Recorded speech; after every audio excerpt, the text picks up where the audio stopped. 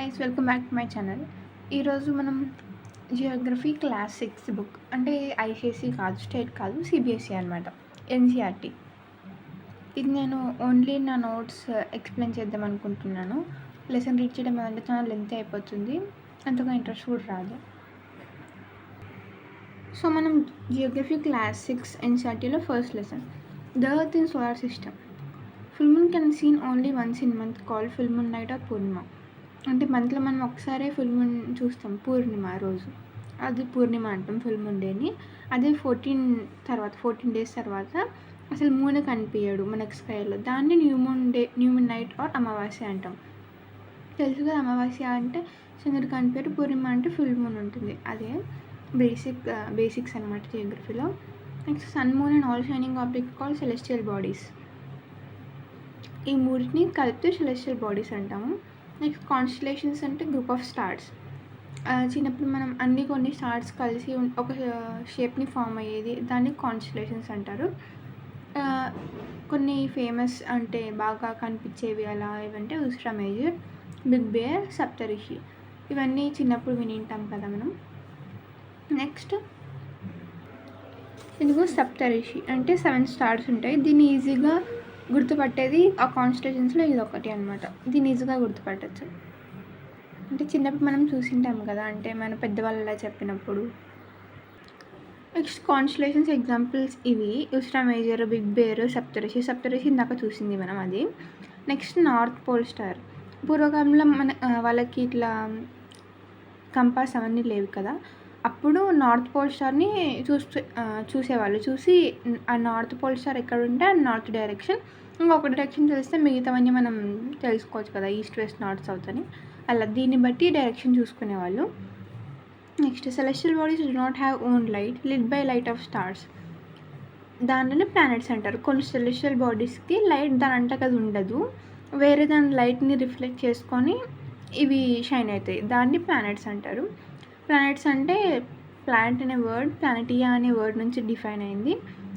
దాని అర్థం ఏంటంటే వ్యాండరర్స్ అంటే తిరుగుతూ ఉంటాయి అని దాని అర్థము. నెక్స్ట్ సోలార్ సిస్టమ్ అంటే sun, 8 planets, satellites, celestial bodies, asteroids, meteoroids, ఇవన్నీ కలిపితే సోలార్ సిస్టమ్ అనమాట. ఈ సోలార్ సిస్టమ్ పేరు ఎలా వచ్చింది అంటే సాల్ అంటే సన్ గాడ్ అంట, రోమన్ భాషలో సాల్ అంటే సన్ గాడ్ అని అర్థం. సో దీనికల్లా సోలార్ సిస్టమ్ అనే పేరు వచ్చింది, ఎందుకంటే sun head of the family కదా, సో సన్ని ప్రకారంగా ఆ పేరు పెట్టారు. Next sun is 150 million kilometres away from the అర్త్కి సన్కి దూరం ఎంత, 150 మిలియన్ కిలోమీటర్స్ అంట. నెక్స్ట్ ఇవన్నీ planets: Mercury, Venus, Earth, Mars, Jupiter, Saturn, Uranus, Neptune. మనకు చిన్నప్పుడు ప్లూటో కూడా ఉండేది కదా, ఇప్పుడు 2006 వరకు కన్సిడర్ చేశారు ప్లూటోని కూడా. 9 ప్లానెట్స్ అని చెప్పేవారు కదా, 2006 తర్వాత నుంచి దీన్ని కన్సిడర్ చేయలేదు, ఎందుకంటే మిగతా ప్లానెట్స్ లాగా అది బిహేవ్ చేయడం లేదంట. అలా అని అప్పటికే అని తీసేశారు. ఇప్పుడు మనకు ఓన్లీ 8 ప్లానెట్స్ ఉన్నాయి. ఇది గుర్తుండదు అనుకున్న వాళ్ళు ఇక్కడ ఒక కోడ్ లాగా ఇచ్చారు టెక్స్ట్ బుక్లో. My very efficient mom just served us nuts. దీన్ని ఒక కోడ్ లాగా గుర్తుపెట్టుకోవచ్చు. ఇప్పుడు ఒక్కొక్క ప్లానెట్ గురించి కొన్ని ఫ్యాక్ట్స్ లాగా అలా చూద్దాం ఊరికే. Mercury nearest to earth, Venus earth's twin. First Mercury, ఎర్త్కి దగ్గర ఉండే ప్లానెట్ ఏదంటే మెర్క్యూరీ అంటాము. నెక్స్ట్ వీనస్ని ఏమంటారు, ఎర్త్స్ ట్విన్ అంటారు, ఎందుకంటే ఇది ఎర్త్కి సిమిలర్గా ఉంటుందంట సైజ్లోను అలా, సో ఎర్త్స్ ట్విన్ అని పిలుస్తారు. నెక్స్ట్ ఈ 8 ప్లానెట్స్లో దేనికి రింగ్స్ ఉంటాయంటే జూపిటర్కి, సాటర్న్కి, యురేనస్కి, ఈ 3 ప్లానెట్స్కి రింగ్స్ ఉంటాయి. మళ్ళీ మెర్క్యూరీ ఏమో ఇది 88 డేస్ తీసుకుంటుంది ఒక రొటేషన్కి. అదిగో ఇక్కడ టెక్స్ట్ బుక్లో చూసారంటే క్లియర్గా ఉంటుంది చూడండి, 8 ప్లానెట్స్ గురించి డీటెయిల్గా ఉంది. మెర్క్యూరీ 1 ఆర్బిటర్ సన్ నుంచి చుట్టూ తిరగడానికి 88 డేస్ తీసుకుంటుంది. అదంతా అంటే రొటేషన్కి 59 డేస్, రెవల్యూషన్కి 88 డేస్. అలా అన్ని ప్లానెట్స్ గురించి ఇచ్చారు, మీకు ఇంట్రెస్ట్ ఉంటే చదవండి. దాని తర్వాత నెక్స్ట్ జియాలజీ అంటే స్టడీ ఆఫ్ ఎర్త్, జియోమెట్రీ అంటే మెజర్మెంట్ ఆఫ్ ఎర్త్, జియోడ్ అంటే resembling the shape or form of the earth, అంటే మన ఎర్త్ షేప్ జియోడే కదా. నెక్స్ట్ వస్తుంది అది. Next the earth, third nearest planet to the సన్కి థర్డ్ నియరెస్ట్ ప్లానెట్ మన ఎర్త్. అన్ని 8 ప్లానెట్స్లో 5th లార్జెస్ట్ అనమాట. జియాడ్ షేప్ ఉంటుంది, అంటే ఫ్లాట్ అండ్ అట్ ఎండ్స్ ఇలా సర్కిల్ అని కాకుండా ఎండ్స్లో కొంచెం ఫ్లాట్ అండ్ ఉంటుంది, అందుకు geoid shapes flat and at ends. Blue planet as usual blue planet ఎందుకంటే వాటర్ కంటెంట్ ఎక్కువ ఉంది కాబట్టి బ్లూ ప్లానెట్ మనది. Next Aryabhata one side moon planets shine due to reflection. Moon planets దానికి ఓన్గా లైట్ ఉండదు, సన్ దగ్గర లైట్ ఉంటుంది కదా, దాన్ని అబ్జర్వ్ చేసుకొని రిఫ్లెక్ట్ చేస్తాయి దాని లైట్ని, దీని సొంతంగా ఉండదు అనమాట. అది ఆర్యభట్ట ఎప్పుడో పూర్వకాలంలోనే చెప్పేశాడంట. Next light travel speed at 3 lakh km/s. ఈ స్పీడ్ సన్లైట్ ఇంత స్పీడ్లో ట్రావెల్ చేస్తే కూడా 8 minutes తీసుకుంటుందంట అర్త్ మీద రావడానికి సన్ రైజ్. అంటే అది ఎంత దూరం ఉందో అర్థం చేసుకోండి. మనకి 60 km/h అలా అంటుంటాం కదా, ఇంత అంత అని, అది ఏకంగా 3 lakh km/s అంట. అంత ఫాస్ట్గా వచ్చినా కూడా 8 minutes పడుతుందంటే చెప్పారు కదా అక్కడ 150 million kilometers అవే ఫ్రమ్ ఎర్త్ సన్ అనేది. సో అంత టైం తీసుకుంటుంది. The moon only 1 satellite to అర్త్కి ఉన్న ఓన్లీ 1 and only శాటిలైట్ వచ్చేసి మూన్. అర్త్లో 1.4 డయామీటర్ ఆఫ్ అర్త్, అంటే అర్త్ డయామీటర్ ఎంత ఉంటే దీంట్లో 1/4 ఉంటుందంట దాని డయామీటర్ మూన్ది.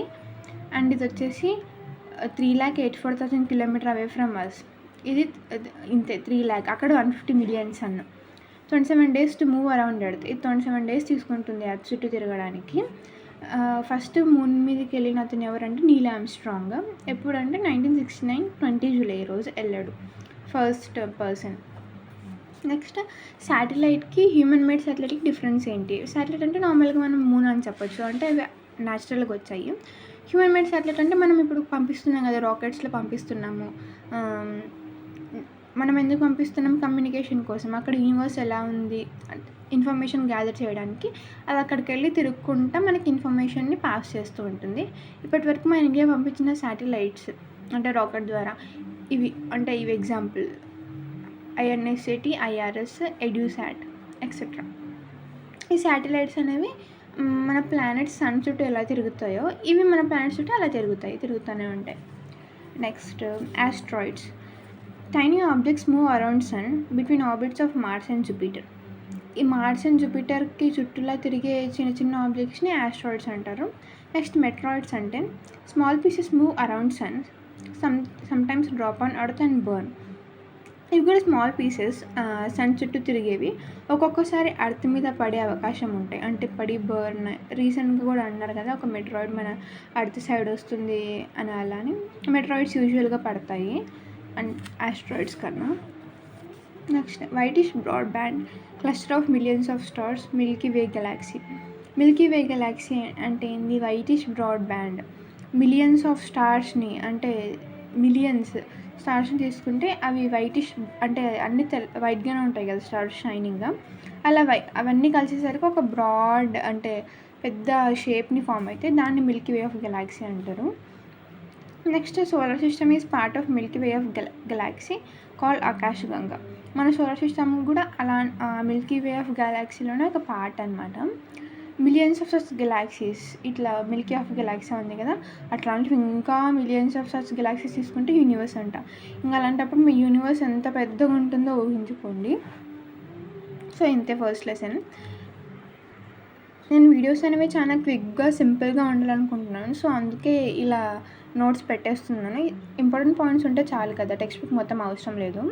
అండ్ ఇంకో విషయం, నా హ్యాండ్ రైటింగ్ ఇగ్నోర్ చేసేయండి, నేను ఇది నోట్స్ కోసం పెట్టడం లేదు, ఒక బ్రీఫ్ ఇంట్రడక్షన్ కోసం పెడుతున్నాను. అండ్ మీకోసం ఒకటే కాదు నా కోసం కూడా పెట్టుకుంటున్నాను, ఎందుకంటే ఫర్దర్ రివిజన్ చాలా ఈజీ అవుతుంది ఇలా ఉంటే.